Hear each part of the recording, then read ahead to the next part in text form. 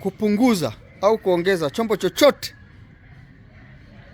kupunguza au kuongeza kifaa chochote kwenye chombo cha moto, hasa pikipiki, ni kosa kisheria. Kutoa plate namba, kutembea bila plate namba ni kosa. Kutoa carrier pia ni kosa, kwa sababu abiria hana pa kushika.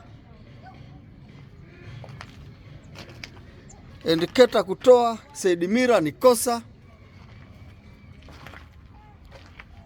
Unapotoa plate namba, maana yake unatuambia we sio mtu mwema, we inawezekana ni mhalifu, tatumzuka.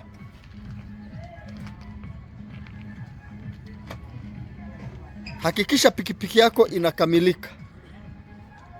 Hakikisha unakuwa na leseni ya udereva, unakata LATRA, pikipiki yako inakuwa na bima.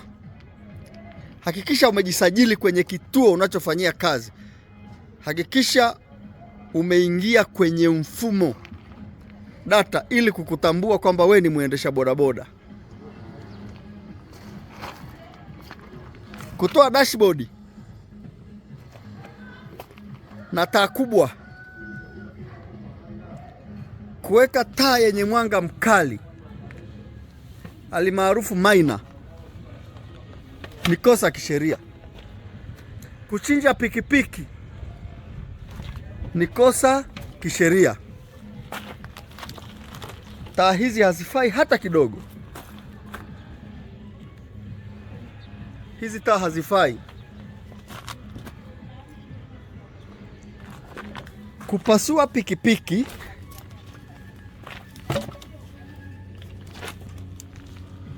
maana yake kupasua na kuharibu mfumo wa kupumulia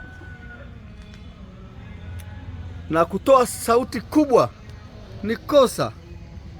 Inakera watumiaji wengine wa barabara.